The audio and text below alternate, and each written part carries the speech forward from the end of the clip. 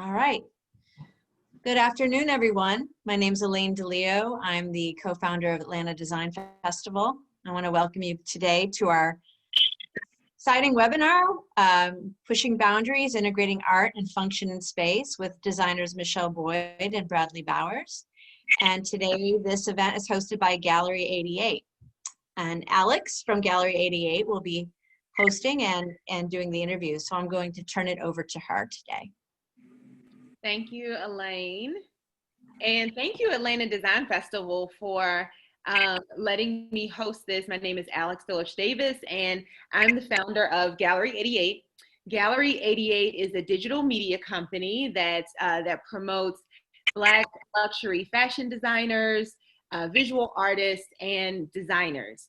So I want to encourage everybody to go visit gallerie88.com, and that's Gallerie. Gallerie-88.com. We have a newsletter that we produce every week where we talk to our audience and our subscribers about the amazing artists around the world of color who are pushing boundaries and doing new things. And we want to make sure that people know who they are and know where to find them. So please join us and subscribe. And you know, I'm excited to continue part of this mission with the panel today with Atlanta Design Festival. So these two artists that you're going to meet today are incredible. They have so much to say about what they do, and they've been doing it for so long and at such a high level. So I'm really excited to introduce them to you for those of you who don't know them, and to give you another opportunity to see them for those of you who know and love their work already. So first we have Michel Smith Boyd. And Michel, you want to say hello really quickly? Hey, everybody. Listen, I'm so excited about this panel, Alex. I've been thinking about it like all week since we had a prelim talk on Saturday, everybody. And it was so damn good that I thought, man, we should have saved all of this for today. But it just got my hopes up that it's going to be even better, right? Absolutely, absolutely. And there's so much to say. Every time we talk, there's so much to talk about. Michel Smith Boyd is an interior designer who established his practice in 2006, Smith Boyd Interiors. Michel specializes in the most luxurious of interiors. You'll get a little taste in the background that he's sitting in front of today. His work has been featured in Vogue and LA Weekly. And if you have watched Buying It Blind on Bravo, you'll remember him from that show where he was like so fun and so amazing. And more to come in the realm of television from Michel. Yes. So we're excited to have him here today. And the next artist that you're going to meet today is Bradley Bowers. Hello, Bradley. Hello, how are you? Good. Bradley is in beautiful Louisiana today. Your background is very New Orleans. Isn't it though? Isn't it? A little tropical vibe. But no, I'm just glad. I'm glad you all thought of me. I'm glad to be a part of it, especially with you and with Michel. I think this will be fantastic. I've also been looking forward to it. So hopefully it's as great as I'm expecting. I'm sure it will be. Of course. Yeah. You guys are here. So done and done. So Bradley has, like I said, lives in New Orleans now. Is from New Orleans by way of Texas or vice versa, but has Atlanta connections, Georgia connections. Bradley graduated from Savannah College of Art and Design in industrial and furniture design. And after graduating, founded Bradley Bowers in the Miami Design District, and has worked on projects for brands including Ralph Lauren, Gulfstream, Aerospace, and has discovered and really refined his aesthetic and his affinity for well-made functional works of high quality. So this is a great group. So I'm just going to jump right in with the first question that I'm sure people ask you all the time is how you got started. You know, as you said, Michel, we were having a conversation earlier this week about just design and industry, and it's no secret that there are not a lot of people of color, not a lot of Black people in the design industry typically. And so for you guys, I'm so curious, like, you know, to be that example, what sparked your interest in design. And how did you get started, and kind of what was your initial direction? Bradley, you're on my screen, so you can go first if you want. It started for me when I was probably in middle school. I had a cousin who was an amazing drawer.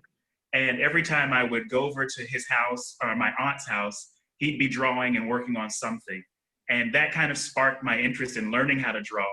And so I would get all of those little, back then there were these scholastic book festivals, and every elementary and middle school scholastic book festival. And there would be a little, some sort of how to draw the Marvel way. And so I would get books on that. And that slowly led to doing painting. And then when I was in high school, I had a counselor who told me I needed some extra course credits to graduate. And so she put me in an art class, arbitrarily, kind of no mission in mind. And that art class turned me on to the creative arts in general, from portrait painting to still life painting to abstract work to sculpture. And then throughout high school, I started developing, unknowingly, I didn't realize I was doing it at the time, but I was developing a portfolio. And when it came time to apply for schools, I remembered again, my cousin had said there was a school in Savannah where my mother's family is from called SCAD. And he was telling me it was the best place to go, and he always wanted to go there. And so I was like, okay, well, I'm going to apply to SCAD because that's what Jeremy said. And so my application, and they had a portfolio aspect to the application. So I put the portfolio in there, and sure enough, I was accepted on a portfolio scholarship. But I thought that the portfolio that you submitted, if it was a painting portfolio, you had to study painting. And so that's all I knew about. That's all I was prepared to do. And then I got to SCAD and I met an advisor, and the advisor was saying, oh no, you can study whatever you want. This is just where your money is going to come from to attend. And so that's when I went nuts. I touched every single department. And that kind of sparked it.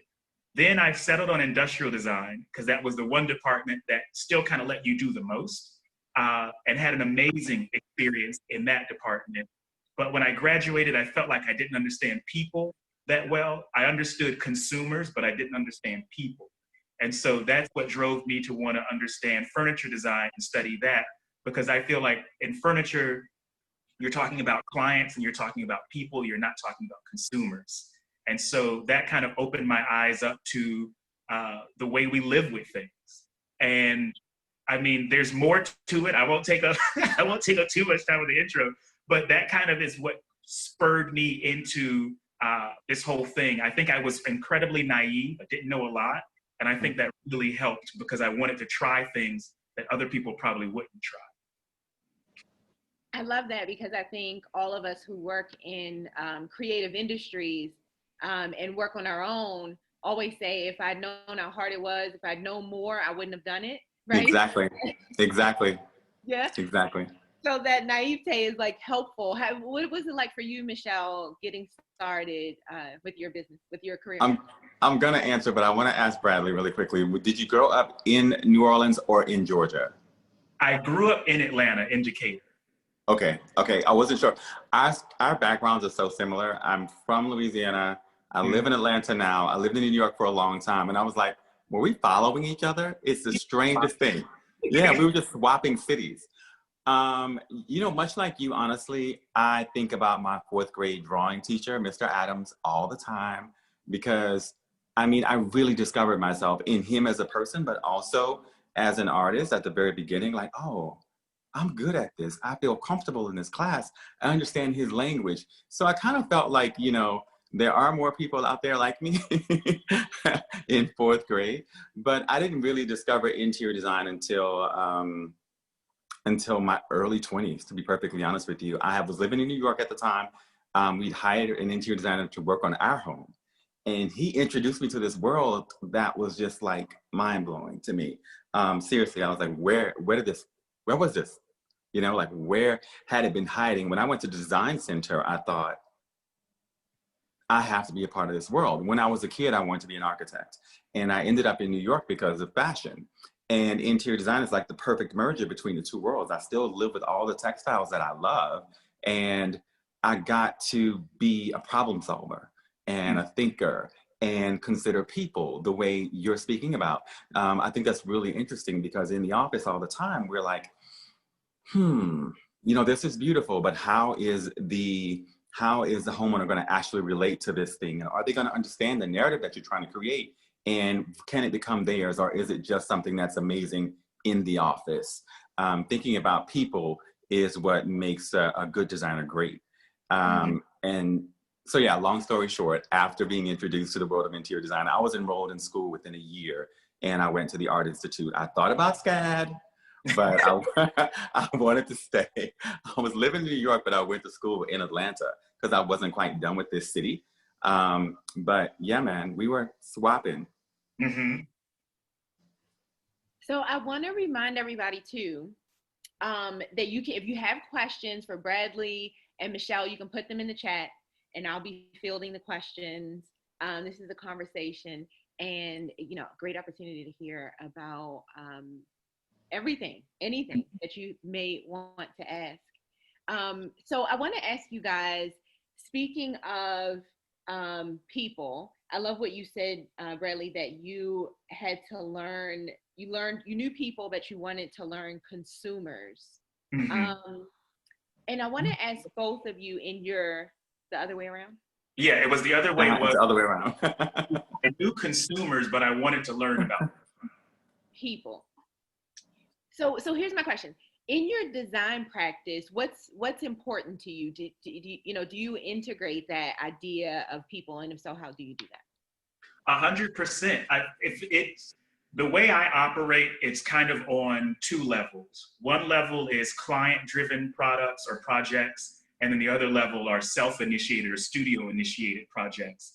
And in both, the person is there. There's the larger public is usually the person if it's studio initiated, and then that specific person is kind of my kind of like a halo effect, or like the top of the pyramid is that person if it's a client project.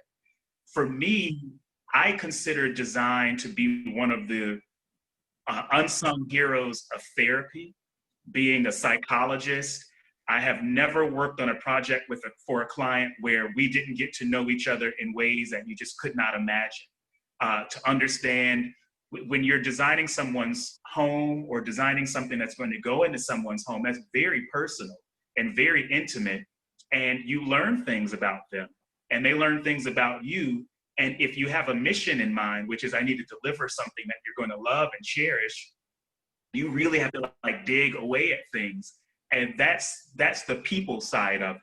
When it's a product like a phone or a new computer, that's the consumer. We have a very general understanding of a person and we design towards the general.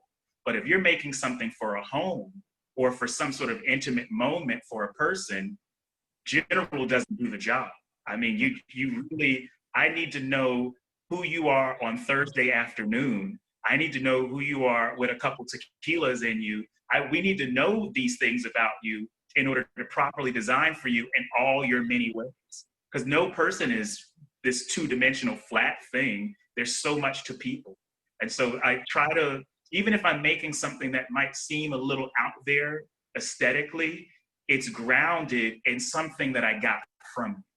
And I can always reference, because when I usually get pushback on something, people go, well, why do we do this? And then I pull it back and I go, well, because, and then not only do they know that I was listening to them the whole time, but I was listening and I'm considering you in here, but I still want to show you something new. I don't want to regurgitate. I want to say, hey, I think this could work for you and here's why, because we've gotten to know each other. Awesome. I want to show some of your work. Let's see how good I am at Zoom. So this is incredible. This is just a good picture. Oh, thank you. Wait, I just love the composition of the picture. Right. Like the work, yes. But Bradley, really? Really? Really? Well, this is the very first piece that I ever built, ever for a client. This was back in 2010. This piece is called Indra, and I got the name from the Hindu god of lightning because I thought it had that zigzag, it had that energy to it. And this actually is the perfect example because this was a client who lives in Miami. And at the time he was moving into a new loft space. And he was saying, I need a bookshelf. I need a bookshelf for this new place I'm moving into. And I was like, okay, great. At the time, I was really into this Japanese concept of how carpenters used to work back in the day, and they would live on site with the client. And so I was like, well, I need to spend time with you as you live. We're going to go out to eat. We're going to go as you shop for stuff. I need to, oh yeah, because I need to see, because it's somewhere in there. The answer is somewhere in the nuance of your behavior. And so I said, okay, went to his place. We hung out. We did all these things. And then I was like, his name is Santiago. I was like, Santiago, you don't have any books. You're a film editor. You have a bunch of DVDs. So you need to house that. But in his mind, he was under the impression of you move into a new place, you need a bookshelf. You have to have books and things. And so through spending time with him, I was like, okay, we actually don't need to accommodate a 200 set book collection. We need to accommodate these films that you have. And so that changed everything. Now I didn't need to bear such weight. It didn't need to be a certain size. It needed to, the context was changed. And so I remember I sketched it in front of him, these zigzag lines. It was very Frank Gehry-esque. I was feeling myself. You were, but it was worth it. And he went immediately, and he was like, I think that's perfect. And so this is actually one piece of 2 or 3 other pieces that kind of trail off of it. And so my idea was you have this big open room. His loft was just open plan. And I also thought, well, this should do double duty. It should be able to hold your collection of films, but it should also help you start breaking that space up into areas so that it doesn't feel like you're just living in a warehouse. So it was, that was the beginning of me really understanding the answer to the design problem is with the client. It's just a matter of, I'm necessary because I'm there to tease it out, almost like a archaeologist who's right. But they have the answer. I'm the filter that the answer goes through. But if I pay it close enough attention, they'll tell me what I need to know. Wow. Every time I talk to you two, I'm just like stunned. I don't even know what I'm supposed to do next because I'm just like. I feel like on Saturday I was speaking for Bradley, but today he's speaking for me. Seriously, because that's what designers do, right? The best designers are the best listeners, and we're supposed to discover things about the client. And it's funny because I shop with my clients. We have dinner together, and we do all these things. And sometimes it feels like the line is really blurred. But the more time I spend with them, the more I get to know them, the better I can design for them. And you're right, the answer is in there.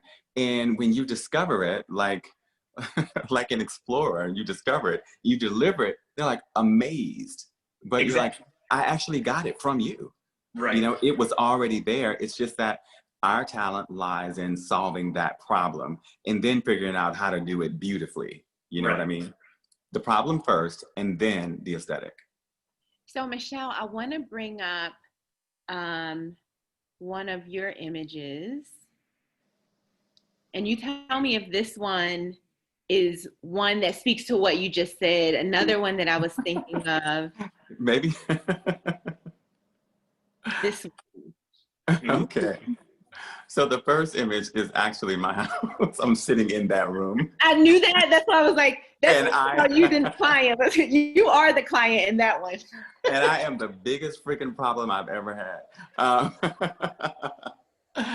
But actually, the room we're looking at right now, this is a dining room for one of my favorite clients who actually, this was about 7 years ago. So we're revisiting this project right now and considering redesigning some of these spaces. And this house is really representative of Georgia.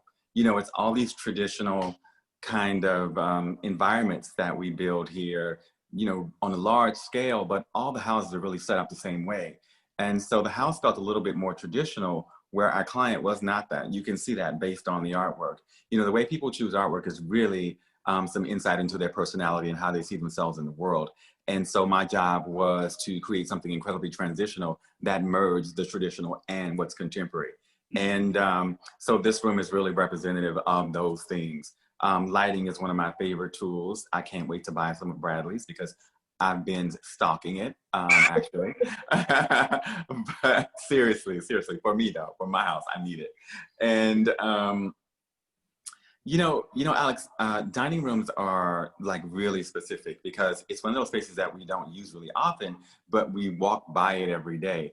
And this one I needed to really make a statement, and that's an Atlanta artist, that's Liggins, and I think you know him. And so everything in there though was custom for this client, the lighting, the table, the chairs, etc. But if you take away the painting, the room is just mundane. It's just all neutrals and just kind of like there, right? But it was supposed to be the star. Everything in there was supposed to be, was supposed to surround that and point all the attention that direction. Even the lighting is kind of old meets new and super industrial over that traditional dining table. You're like, that's interesting. But the way it comes together, it's a narrative about who the family is. And so yeah, that was probably one of my first projects that I had license to just do it. And there's something about having that much power, you beg for it, right? I'm like, oh, they're trying to control me. I'm an artist. I need my freedom. And then when you get it, it's like the world opens up and then you have all these options, and trying to narrow it down and take myself out of it and put them in it became the task. That's really interesting, Michelle, because in my mind, I'm going to stop that one. In my mind, I imagine when I look at your work and when I look at Bradley's work, it's so conceptual. There's so many ideas, especially in your work, Michelle. I mean, even just looking behind you, there's so many layers that you include in what you do, and so many ideas that you're expressing. And Bradley, in your work, I mean, just the example that you just described, the way that you spent time with your client and learned them and layered in the things that you knew about them and how they live. I imagine that the average person, especially who is looking at a traditional space, right? And we're talking residential or commercial, right? They're just looking if it's commercial and it's just a white box and I just need a space where I can put some desks, or if it's my home and as far as I'm thinking is I just want a well-appointed space where I can invite people over. And then you guys show up with with all of your ideas. What I imagine happens is people say, whoa, you know, yes. I don't really understand where we're going here. I don't know. This is not what I was thinking. And so I want to ask you, Michelle, how do you use your practice to challenge the way people think about design and the way people think about the spaces that they live and work in? That's a tough one, Alex. And that's really the psychology that Bradley referenced earlier, to be perfectly honest with you, because every project isn't an opportunity to do that. But I try every project to stretch myself as an artist, but also push the aesthetic, to push the exposure, push the luxury level, all those things of how my clients actually live. Because if they wanted general, again, like Bradley said, they could buy that. I'm selling specific, I'm selling custom experiences. If I'm claiming to be a luxury designer, then this has to be really tailored to my client. And I'm always gonna start there. And not until I'm completely shot down will I go ahead and give you the standard kind of delivery thing. You know, I just had this conversation with a colleague yesterday. Unfortunately, every project isn't an opportunity to expand your repertoire, but that's where you should start. That's where we have to start, because I don't know, if I didn't leave it better than it was when I came, then, you know, I didn't do my job. That's how I feel. And I want to expose my clients to, sometimes I call my clients first generation fabulous, because I call myself that. Like, I didn't have all that exposure when I was a kid, right? I didn't know the world that I live in now when I was a kid, but I was hungry for it. And so I read every book I could find and took all the trips and traveled the world. And I want to share that with my clients. I want to give them that experience through design. And it's that one thing that unifies everybody. And discover like what luxuries are for them, because it's subjective, right? And so in that time that I spend with them, I'm discovering what their version of luxury is, you know, whether it's experiential or whether it's in artwork or whether it's in, you know, how they lounge or how they entertain. And once I figure that out, then we can push. But I'm always shooting for the moon first. And how about you, Bradley? How do you handle that? How do you stretch people? You know, how do I stretch them? For me, it never starts there. Because when I was doing product design, I was the exact same person. When I was working for Procter Gamble, I was the exact same person I am now, where I noticed how I would get resistance. And so then it became very strategic. I probably shouldn't say this because now if a future client's listening. Don't tell all the secrets. Don't tell them all. I start very, very basic. I just wrapped a project in New York that's a nice lounge club. And the client for that has been in the nightclub industry in New York for the past 15 years. So he knows the game. He knows that world. And so for me, the challenge was not to deliver something that he's already come across. And he turned me on to some literature about the design of these iconic spaces over the past 3 decades. And so I've approached that with a kind of, maybe my approach is to throw them off a little bit. And so the first conversation I had with them after we decided we were going to work together was, what's it smell like? In your mind, when you walk into this place, how is this going to smell? What are people what's that feeling? And then I found that when I start with something that's a bit more esoteric, a bit more abstract, and not so yes or no, people they go off on these long narratives. And that's what I'm there to mine. That's what I'm there to picking apart.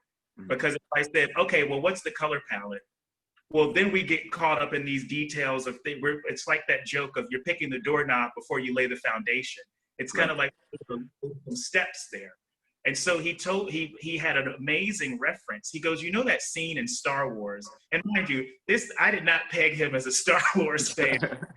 You learn about people I think when you come from the side a little bit, you learn more about a person than if I judge you and treat you based on my judgment. I think we miss a lot.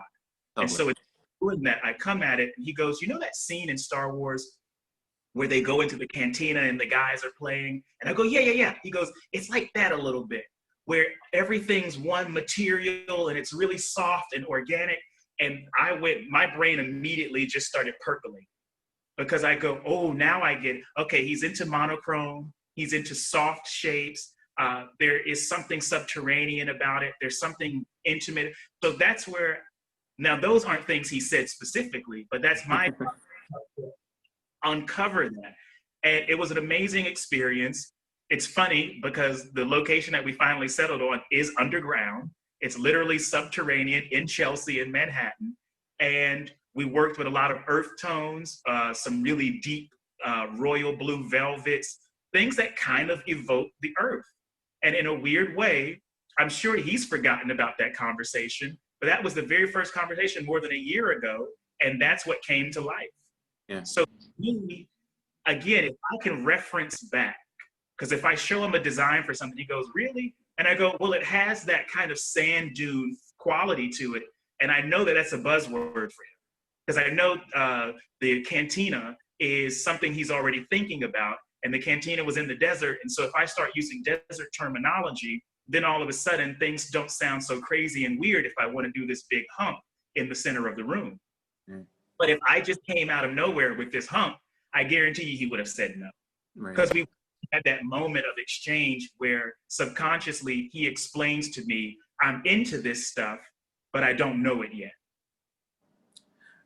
Yeah, I love all of that because the reason is because I always say that I feel like, we do all these things. We choose the palette, we choose the finishes, we know the hand of the fabric and all that stuff, but ultimately we're responsible for the mood. Right. And that's what you're actually delivering. So when you ask them about the mood, then you can work backwards and choose all these specifics that actually support exactly how he wants to feel when he walks into the room. And that's what we're really ultimately responsible for. But I found I feel like with him, if I had said something like, well, what's the mood? I also learned over the years that there's a language that I can use with you, Michelle, and with you, Alex, these industries. Yeah. But I use that same language with someone that's a client. And it's not like this guy is naive to, he's worked in fashion, he's worked in nightlife, so he knows creative culture. But if I said, what's the mood? Then I think he starts trying to impress me as opposed to honest. And so that's why I focus on smell, because smell is really hard to describe, which usually means people are going to talk for a long time. And that's what I want. I want to be in a meeting with a client where I don't say anything. Stolen, just FYI. They're just going. So I avoid that type of, I try to avoid any language that requires me to define what I mean. Because then again, we get off track and now we're debating over definitions as opposed to, I need feelings to start coming out. Sure. And there begins the therapy. Then it's a long ride. I want to show 2 more pictures. And as you were describing mood and really sensuality, right? Which is a word I like to use because it throws people off and they immediately think of something else. And what I'm talking about when I say sensuality are the senses, right? The main senses, and then the other senses, right? We have, just feeling and emotion and all those things. And as you were talking, that's what came up for me. And I want to pull up, Michelle, one of your images, one of your works that to me has so much sensuality. And can you see that one? Yes. And this is what I was referring to earlier when I talk about in your work layers. There's so many places for the eye to go in just this one project. I mean, this is just one piece of the room. I can't imagine what's on the other side of the camera. But speaking to that idea of like getting in the head of your client and then figuring out how to call out all of these emotions and these senses and manifest them in a space. Can you tell us a little bit about what happened here? Because there's a peacock in the corner, which I didn't notice when I saw it the first time. This is indulgence in its purest form. That's what this is, 100%. And I am a pretty indulgent person. You know what's funny though? Before I even tell you, get into this room, I'm becoming more minimal right now. I'm in a whole different mindset. While I look at this and I think it's beautifully composed, I'm like, I remember that guy. You know what I mean? This room started with the wall though. There was this film called The King's Speech. And when he would go to see his therapist, there was this wall behind him that was so interesting. And it looks like it was peeling and decaying. And there was all these layers in the wallpaper and stuff like that. You can see a little bit of old wall underneath. It was discolored in some spots. And I thought it was so beautiful, just kind of like a real clear display of history. It makes you wonder what happened in that room before it was inhabited by these people. And so the room started with the wall there. So all this intricate marquetry on the wall, and then we painted the wall 7 times, 7 different layers, 7 different colors, and then started to peel back the layers with paint thinner. And it was a mess is what it was, but it was a perfect backdrop of what I wanted to create in this room, and to put that super luxurious textile to the left of it on the drapery. I don't know, it just went from there. The bed is custom. That ottoman, that Bordeaux color is also custom. That's a part of my collection.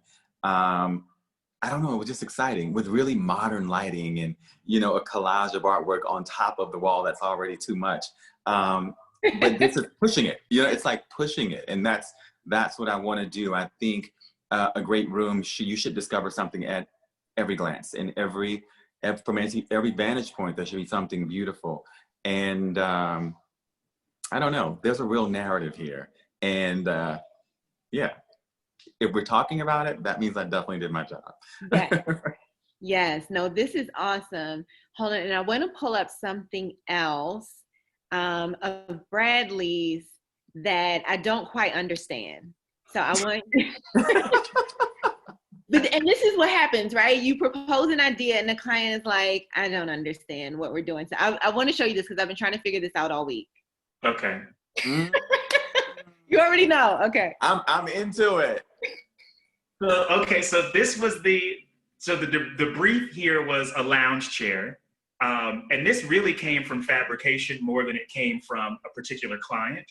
I was working with some fabricators in Guadalajara in Mexico. And they were saying, well, it's more inexpensive if you can keep using this, because I was saying, I don't want to do circles, let's do ellipses. And the metal workers are like, well, great, that's wonderful, because there's all of those radii are different as we go around this, so thanks a lot. So they said, well, because if there's another chair that goes with this, and they go, well, we'll do it, but it'll make more sense financially for you if we can use these same elliptical profiles for something else. And so I went and I sat down and I sketched for a couple of days to think of an accompanying chair that could work, and that's this one. And so what you're seeing, the little circle is held by this semi-ellipse, that's the legs that go back at an angle, and that's where you would go, on the little circle. And then you would lean back in the traditional recline of a lounge chair onto the larger piece. But I thought to myself, I want to use standardized parts, but I want them to still have a sculptural language. I want it to be comfortable, but I also want it to be unexpected. And so that's where this came from. This was my attempt at saying, okay, does something that comes from a kit of pieces have to look like it came from a kit of pieces? And for me, the answer is no, it doesn't have to. It takes a little bit more time and a few more phone calls and a few more diagrams, but I think it's doable. Awesome. I mean, I'm obsessed. Right? But, no, I'm obsessed because these are the things that I think of, and I have to pare it down. So I love the idea of Bradley fully executing it, even with the naysayers like, oh, thank you, we got to build 8 more sizes of this ellipse. I mean, and it's also like one of those things that's the perfect compromise, because that's the one thing I can get husbands and wives to agree on is an ellipse, as opposed to a square or a circle. It's a perfect merger between the two, masculinity and femininity. And I'm obsessed with it. I need this too. Well, so again, this is the same velvet that we used in the place that I just finished in New York. But the idea here, I love working with fabricators. It's probably, I get more joy visiting factories than a person should.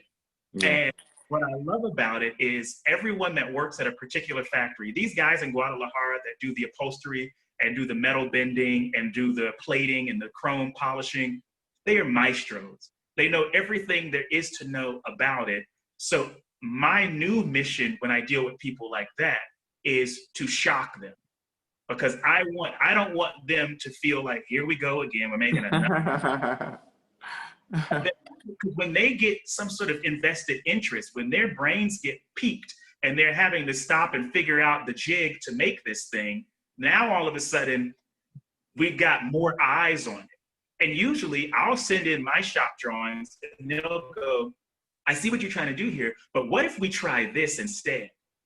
And I'm like, yes, now we're into it, as opposed to giving me what I asked for, even though they know it's wrong. I live for it. I literally live for it. But this was my attempt, and hopefully, it sounds like it did all right. So no, it did incredibly well. I mean, it expands your imagination, and immediately I begin thinking, where the hell can I place this? Like immediately. So, job well done. And how do I sit in it? So I'm just the practical. I'm the client who's looking for the chair, and I'm just like. So that big ellipse that looks like it's touching the floor, that's your backrest. Got it. And then the small circle that butts up against it, that's where your butt goes. So you would sit on that and you would lean back into it. Got it. When you get it, Michelle, call me and I'm going to come over. No, when I get it, I'll be sitting on it having a cocktail, and Bradley will be next to me telling us all about it, right? Right. Oh my God. There it is. There it is. So, okay. So wait, let me see. So again, reminding everybody, if you have questions, put them in the chat. So we have a few minutes left. I want to ask you one question. I feel like you guys have addressed it, but when you do meet resistance to a weird idea or a new concept that you really believe in, how do you handle that? Is it really disappointing? First, do you push? And then is it really disappointing not to be able to go all the way there? So emotionally and practically, how do you handle it when somebody is just like, absolutely not? The emotional part, I do not subscribe to. But just because, you know, I love what I do. I love what I do. I don't know. I just think that's a luxury I happen not to be able to afford, is to having emotions about, you know, someone not responding to something I'm trying to push, a concept or something like that. First, that's the first thing. That was actually what the conversation with my colleague was about yesterday, you know, taking emotion out of it and actually just trying to understand the client. And I really think that language is the most important tool that we have, at least for me. I think there's a way to communicate everything that will get them to listen, and kind of meeting them in their space where they are as far as their design knowledge and their ideas about living. But all of my concepts are incredibly thoughtful, and it's all based on them. And I think that once your client understands that you guys are on the same team, and that what you're really trying to do is deliver the best version of their lives at home that you can, I feel like that's the beginning of the trust that's so important between the two of you. And once that's established, then you can pretty much do anything, to be perfectly honest with you. I don't meet resistance that often anymore, but I have this one client who's back in my wheelhouse, a repeat client, who I think it's his mission to disagree, but and it's just his way. But I always have a why. Like, his wife was like, please don't leave us, please don't quit. He's just being difficult. I was like, no. I'm okay with all of this because it's keeping me sharp. It's reminding me that, you know, first of all, not to drink your own Kool-Aid, but just that, you know, my job is to add value still. And until forever, you know, that's my job. And having the whys to all his questions, why I made the choices that I made, why the fabrication is so expensive, why this material and not that material, and why this thickness, why 2 cm as opposed to 3, which is traditional for countertops, and so forth and so on, and why this works this way in the environment because it's going to be outside as opposed to using, I mean, he had so many questions, how things met, everything about the engineering. And I don't know, I think that's a part of our jobs. That's what makes us experts. And the idea of being emotional about it. Number one, I'd be very hungry because I would have no clients. Right. Number two, I don't think it's super professional, but number three, I think that's where we get stretched. You know, I go in trying to stretch the client, right? But I think that's a benefit for us. I think that's where we get stretched. We sharpen our skills, not only in the creative part, but in problem solving, which is what design is essentially. Awesome. And how about you, Bradley? Do you cry when they tell you no? I cry when people tell me no. So that's why this question is more for me than it is for anyone else. Sorry, put your big girl panties on, Al. I gotta get it together. For me, the truth is, it goes back to college. And I'm so thankful for it. I had a professor, Jesus Rojas, who forever to the day I leave this earth will be one of the greatest inspirations on how I work. And we would have assignments, and I'm not exaggerating this at all. Our first assignment in his Studio One class was to design toothbrushes and toothbrush holders. And the way SCAD is structured, you have a class on Monday, the next time you see that professor is on Wednesday. And so from Monday to Wednesday, we had to create 500 unique toothbrushes and toothbrush holders. 500 sketches, fully rendered sketches, 500. And then when you came to class on Wednesday, he would go through and obliterate the bad ones. And out of those 500, he'd pick 100. And you were going to do 20 versions of each. And so then you would go through and you would make sketches of that. And then he would do that process. By the time you finished, you would design genuinely. You would design at least 1,000 to 2,000 of these things by the time that project is over. So when a client tells me, I don't like this idea, and I ask why they don't like it, and they tell me why they don't like it, I move on. I got more ideas.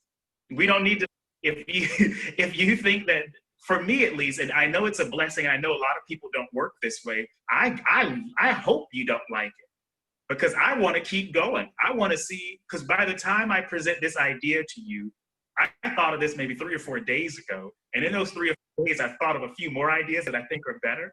I don't know if that's the best thing about design or the worst. I can't decide. I think it's the best, because I literally go, okay, if you don't like it, tell me why. And they say, well, the countertop space isn't what we were looking for. I was doing the dessert bar in New York, in the West Village. And they, well, we don't like this because if the material is going to be copper, if we rub our hands on it, then it's going to smell. And they give me really concrete reasons why something won't work. And then I go, okay, copper doesn't work, so let me go in. And then I jump right back into the sketchbook. But I think that's only because my upbringing in design was with someone like Jesus, where it wasn't that the ideas were bad. He just wanted us to get so comfortable with letting ideas go that they weren't precious to us anymore. If you don't like one of my chair concepts, that's okay. I got 50 more. Yeah. If you don't like this countertop that I proposed, don't worry. I got like 75 more of those. Yeah. And so clients, I think, start to understand, and I tell them this, and I have a little bit of a forceful personality, so I don't think they always believe me. But I go, tell me if you don't like something. Like, let's get it out of the way early. Because I don't want it to be 10 minutes before it's done, and you go, I never really liked this, but you see. I don't want that. I want you to say immediately, ooh, is it good? Oh, something like that? No. Yeah. That means I have an opportunity to win again, or to win. Maybe not again. First time. That's good. That's good. I knew this conversation was going to be good. Okay, so we have a question. What is your dream commission or project? Michelle, you're on my screen. Oh, damn. I was going to ask you. Let Bradley go first on this. Okay. Bradley, honestly, for me, I saw that question pop up, and so I thought about it for a second, because it's not something that I thought of before, just because honestly, I feel like I'm manifesting so many of my dreams right now with moving into product design, and I only ever wanted to build a brand. I know that sounds so incredibly cliche, but it's been a long journey. It's been really methodical. It's not worked out the way I planned it always, but always to my benefit in hindsight. I think my dream commission right now probably would be, we build a lot of houses from the ground up, but I think that I would want to build the house, but also design everything that goes inside. I want all the responsibility. I probably couldn't do anything else at all, but while that was happening, but I think that'd be my dream right now. Just, and much of it is based on, the prior question, and in the trial and error that Bradley just referenced. And I battle with that because it's like every idea is better than the last, or a little bit more of an improvement on the last. And just that that's just that little shift, makes the biggest difference. So yeah, I think that's what it is for me. I think it's the house and everything inside. Love it. From the ground. Yeah. And what about you, Bradley? Dream project or dream commission? Dream project would be, I think, a restaurant, but a restaurant where you're working with the chef, or the chef and his investors, or because I can't think of an experience. Well, maybe a chef or another nightclub. Nightclubs and lounges, those are the reason I like those is because they're all encompassing experiences. The way a restaurant smells, the way background noise sounds in a restaurant, the way the plates, the lighting, the comfort level, everything in a restaurant adds to an experience, the same way with a club. A nightclub or a lounge, it's not just the furniture, it's not just the cocktails, it's not just the doorman or the bounce, it's all of that together. And in this project that I just finished in New York, I'm gonna plug it, La Noche, it's in Chelsea. Yes, you are. Noche, that's N-O-X-E. We're going to do it. Okay, N-O-X-E, writing it down. 27th, it's in Chelsea, open it on October.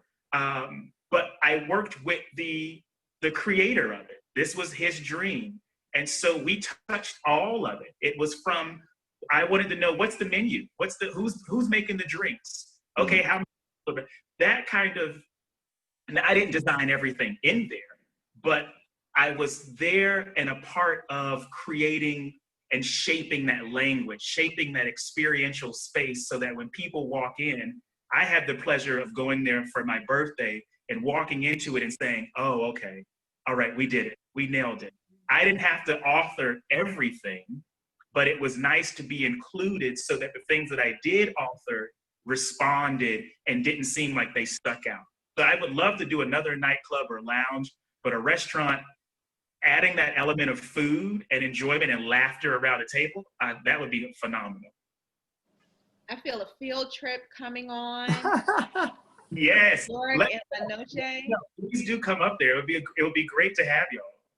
That would be amazing. It would be. Michelle and I talk pretty often about the idea of a lounge space, and we talk about how Atlanta really needs a space that's comfortable with good music, you know, just in a real adult lounge space that has a completely well thought out vibe. So yeah, I feel some projects in the making here. Yeah, right. And the thing is, with Boyd. You know what? I kind of feel like we may have to create it, Alex. I don't think it's gonna show up the way we want it to. I think we're gonna have to create it. I think between the three of us, we can make that happen. It's done. Yeah. Look at us doing. Look at us. Okay, last question. We have just a few minutes left. If you were advising a client who's thinking about you, or if a friend comes to you and says, you know, I have somebody and I'm going to recommend you, what do you think the person needs to tell a client before they work with you? Like, what would you love a client to, I know this is a tough question. What would you love a client to know before they come into Smith Boyd Interiors, or before they come into Bradley L. Bauer's studio, to prep them for what they're about to experience? Whoever wants to go first. Bradley? I'll go first. When you first asked the question, I actually approach it the other way. I need to know about that client, because I know my process and I know we're not going to stop until that person is satisfied. So I'm not too worried about that. What I'm more worried about is, how does this person act? How do they behave when things don't go their way? I want to know about them, because I know that I can keep a cool head in a hurricane, but can they? I've been in too many situations where you try to, you can't do it any other way. I try to tell a client, look, I know we have this schedule, but just look at this schedule as a napkin in a restaurant.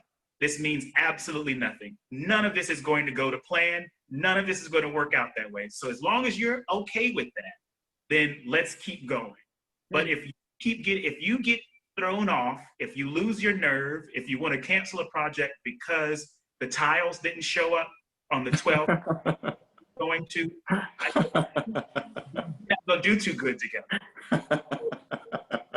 Did that happen this morning, Michelle? That must have happened. That must have happened before we got on the call. I mean, that honestly, like, in record and just play that in every consultation, because that's just real life. We build houses for clients, and we don't just, sometimes we have the luxury of just designing rooms, great. But like a project that we're gonna work on for years together, that schedule is actually a napkin. It means nothing, especially during COVID. You know, come on, it really means nothing. What was that? You might as well blow your nose with it. Exactly. I hear where you're coming from, and I completely identify with what, you know, knowing about them as much as possible. I do my investigation. I like the idea, though, for me personally, of deciding who the client is based on our experience only. I want to know, in the least arrogant way possible, is if they are familiar with what I do. Whoever you're introducing to me. What do they know about me? Have they seen my work? Have they, you know, heard about whatever? Just because I just want to be sure they're open-minded. I like my clients to be really open-minded and dream big, Let's not start out with any limitations at all, even referencing the budget. You know, I want to see all of the high-end things you dream about and so forth and so on. And I can cherry pick those things out of that massive imagination that are going to communicate, exactly what you want to inside of your constraints. You know, I want to know that they're going to be open-minded and they're not going to get in the way of the process. Awesome.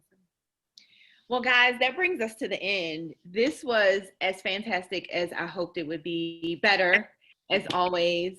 I want to thank you so much for taking the time out and the prep time and sending me the slides. You guys did a lot to make this amazing. So I'm looking forward to getting the recording together, and we'll share it with anybody who missed it or had to jump off. I also want to remind everybody that Atlanta Design Festival is going on until September the 30th, and there are several events every day. So go to the website, register for the other events that are going on, and stay tuned for next year. The date is already up for June next year.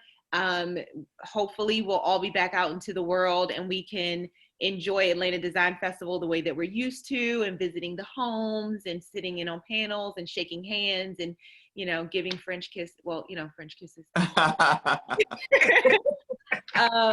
Looking forward to that. So thank you again, guys. Thank you, Atlanta Design Festival, and we'll all talk again soon. Yes, thank you, Alex. Fantastic. Thank you. All right. Bye. Bye.